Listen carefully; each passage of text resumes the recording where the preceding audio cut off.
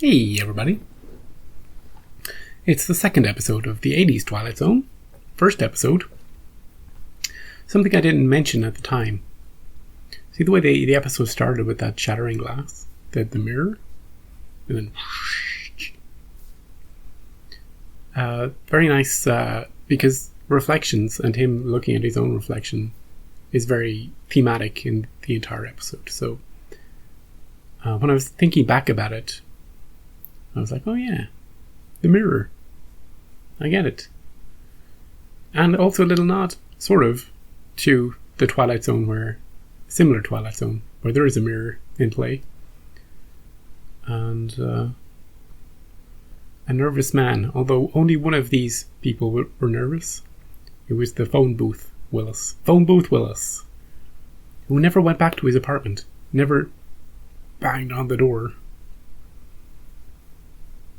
It feels like, I don't know. All the good went into one of them and all the bad went in. He kind of split himself into good and bad facets and then minimized the bad until it disappeared. But I think, because I'm a curmudgeon and a disagreeable person, I think Goody Two-Shoes Willis could learn a thing or two about phone booth from Phone Booth Willis. You know? Can't cast aside everything about yourself. You can't just take half of the stuff in your personality and just go, well, never need that again. I'm just going to treat the world fair and be wholesome and nobody will ever take advantage of me. Of course not. He needs a bit of Phone Booth Willis's moxie and fight so that the world doesn't trample all over him. That's what I think. Or, I was just trying to think of a reason why the one who won isn't all that great. This episode is called A Little Peace and Quiet. Oh, that's what I need right now. Little peace and quiet in my life. But, we'll see what it's about. Ooh. I do like the font. Can I just say the font is kind of creepy. And I'm a big fan of creepiness. Oh. Get up. What's going on? What is... Wake up. It's 6:31. Oh boy. Back to sleep. Easy for you to say. Oh, she's up. She's up. I can never get up that quickly. Put these on the table, honey. Oh my gosh, go upstairs and brush your hair. At least I don't look like a boy. I don't look like a boy, You Mom. two quit it and then... Oh, everything's so loud. Okay. Smoking. Bertie, go sit down. I mean, it's cooked, honey.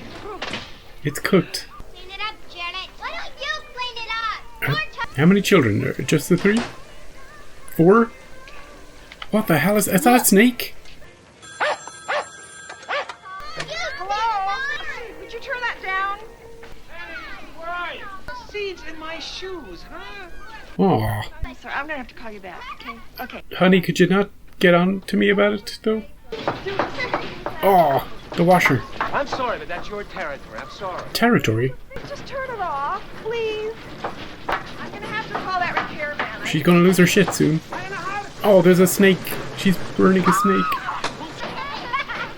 Penny! A snake! I don't know how to fix this. Penny, stop! Turn it off. Plug it out. Penny! I'm annoyed. Go to your calm Wouldn't place. it be nice if once in a while everyone would just shut up and stop pestering you? Yeah, it Wouldn't would. it be great to have the time to finish a thought? If you had the power, would you dare to use it, even knowing that silence may have voices of its own? Oh, what does that mean? What does that mean, voice? This seems peaceful. She just wants to be gardening and plant her seeds and have her dog just chill in the sunlight. And not have her neighbor use his frickin' strimmer On today of all days, Doug. Go over there with your spade and just... Look, she's digging a grave for him. For Doug. She's gonna hit him on the head. Bury him in the hole. Is she gonna find treasure? Oh, she is. The box. What's in it? Gold doubloons? Ooh. What is it, cocaine? That'll solve our problems. Ooh, it's a sundial watch. That's kinda neat. As long as you stand looking north, it'll tell the time. On a sunny day. I kinda want one. We need some more cereal, Mom. No, we're not making a big haul. Just the essentials, little Billy. Mom, I want some chocolate poppers. We don't need Choco Poppers. Mom, I want them. Get the kids some chocolate poppers. Oh, what? Get out of here. Get your own children. Hey, this is not on her. This is on this guy.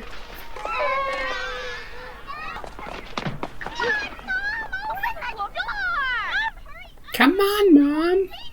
Both sides accuse the other of not really being serious about reducing their stockpiles of nuclear weapons.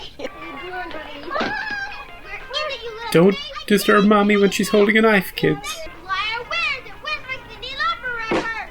Cyndi Lauper. Don't cry over spilled milk, honey. Where's my Willis kids? I can't find them anywhere. Honey, hey, honey. The husband is the best. Leave right after dinner. I gotta pause it. The husband is the best. Because, look, the kids, you can understand the kids. We all have, like, I don't have kids, but we all can empathize with her, with the kids screaming at her. But then the husband comes in and he's also whining about something. It's just hilarious. It's just fun. You know? Honey. How did she have so many kids with this guy? How? Explain it to me. Throw the milk at him. Fix your own shit, Bill. I don't know what his name is. Plug out. You couldn't even plug out the washer. You just had one job. Just turn it off. Just do anything to turn it off. Flip the switch at the side of the house. Cut power to the whole neighborhood. Just do something. She has to do everything in this family.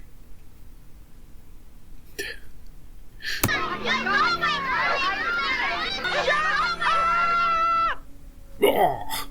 Is it a kind of stopwatch? Did she freeze time?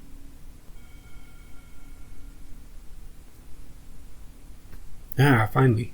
Peace and quiet. That's what the title of the episode's about. Now, the Twilight Zone man told us that there would be a voice talking to her. Hey, I think I could handle one voice, though. Birdie? It's what she's always wanted. The perfect family. Check outside. See if the guy doing his strimming is still... Well, this can't be. Is it just inside the house or what? Start talking. I'm gonna do it now or not. I mean, I really need. Can she get them to do other things? Act like a chicken. Just walk like a chicken. Don't take it off. Start talking? Oh, she's testing it. Only when she's wearing... Oh, that could backfire, though, couldn't it? You know, if it broke off its chain or something? Start talking. Where did she go? She was right here, wasn't she? Wait a minute. How'd you get over there? How'd you manage to get over there? Come on, Lee. It's my turn on the father. I think I'm just going to turn down this entire episode in editing. The arms talks are scheduled to resume tomorrow, although as we threatened the show. Oh, she affected the woman in the TV. Like the whole world, I'm guessing, right? I love that the keyword is like, shut up. Think how much sleep you could get. It's your mind now. You're gonna stay right here. Oh, I need one of these. I could get so much editing done. Start talking. If the current arms reduction talks break down, life as we know it will be an ever... Whoa, what? Finish your sentence. That's ominous, isn't it? When anybody's talking on a TV, it's ominous. Just a nice peaceful breakfast, you know? As slowly as possible. Oh, that's a cool little thing. Stiff tie. This is the way breakfast should be. You? The kids are doing a great job keeping still. You know, you can see them tiny movement, but they haven't frozen the frame. Express line for 10 items. Oh, couldn't she? I'm thinking crime now. The guy with the stopwatch wanted to rob a bank. Mine. My kids have been asking for Choco Poppers all week. We'll see about that. Well, maybe you better just shut up. I'll be having this. And a little slap in the face. Too much? Why even bother paying, right? Oh, hello, Stanley. Hey Stanley, just coming through. What about your conscience? Oh, how much do I owe you? Let's see, 20... 51. Oh. What a ripoff. Oh, do it. She's a prankster. Hey fella. Don't do anything inappropriate. You've got a husband. I know he's like a child, but this won't date well. Come on. Come on. That's okay. That's fine. Little thing, just little poke. The episode is so much better when nobody's talking. This part is just heaven. I love it.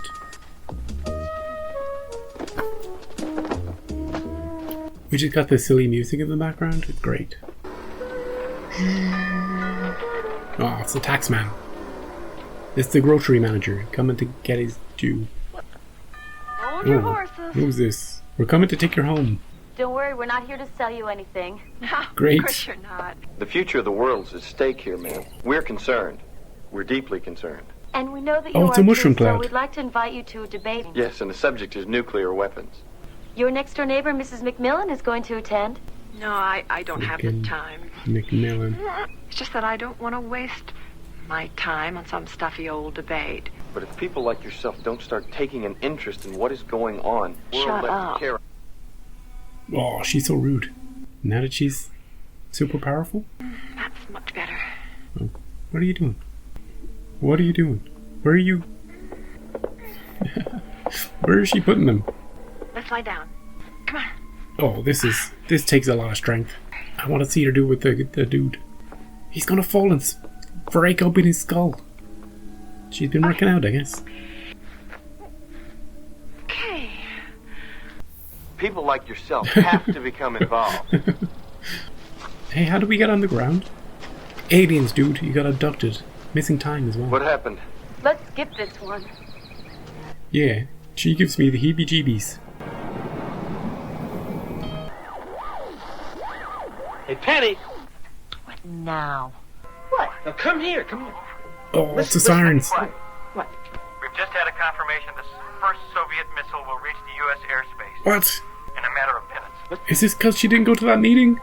War. Nuclear war has just broken out between... Wait a minute. Now, take it easy. Take it easy. Now, listen, here's what we're going to do. Mommy, what is it? We're all gonna die, honey. We don't have a bomb shelter. Shut up! Now what? Shut up. Get your battering ram. We need to get into somebody's bomb shelter. Hey, he was acting quite fatherly, by the way, for the first time in the entire episode. Like a normal human being.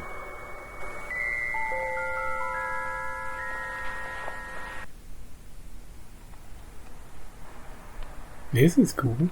Oh, this is really cool. I thought it was just a picture. I like that she's wandering outside in her bathroom. Oh! She's pointing. Look up! Lady! Oh! Oh, Dr. Strangelove. Oh, that's creepy. Oh, I love it. That's a good ending. She could save all those. Hey, look, I know it's a really creepy ending and everything. She's got a lot of time to work with here. She could do Ooh.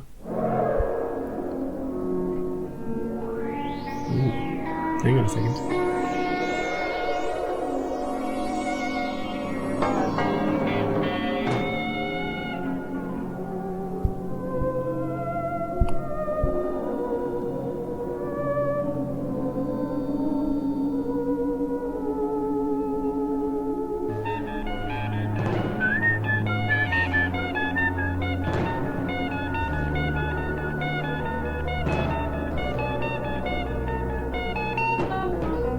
Ooh.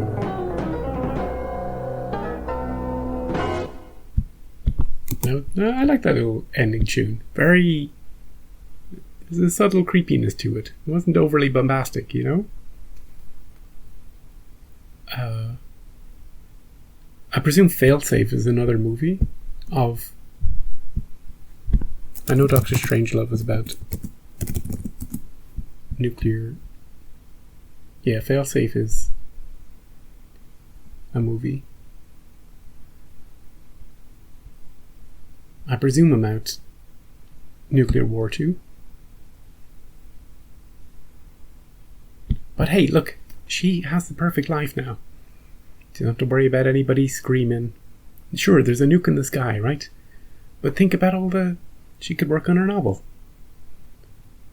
She could enjoy that bath again, you know? Hopefully, appliances mightn't work. She might be able to get that hot water. Let's just assume everything works just fine, you know? And it's just the people and the bombs that are stopped. Oh, she could have some life. And then she just moves away to Australia. She gets in a rowing boat or something. She learns how to power a boat. I don't know. She learns how to fly. I don't know. I don't think that'll work. Or she gets into a bomb shelter, gets all her family in there. She doesn't even like her family. And her dog. And the neighbours. Oh, I thought for sure she'd stop the guy next door. This episode is a combination of a kind of stopwatch and what was that episode with the bunker? Was it called The Bunker? Let me just check that. The Shelter. It was called The Shelter. Remember when Marty and Doc? They all just wanted to get in there. Sort of. No, also like the episode the Pallbearer episode. But like in this specific episode, there is actually a nuclear war.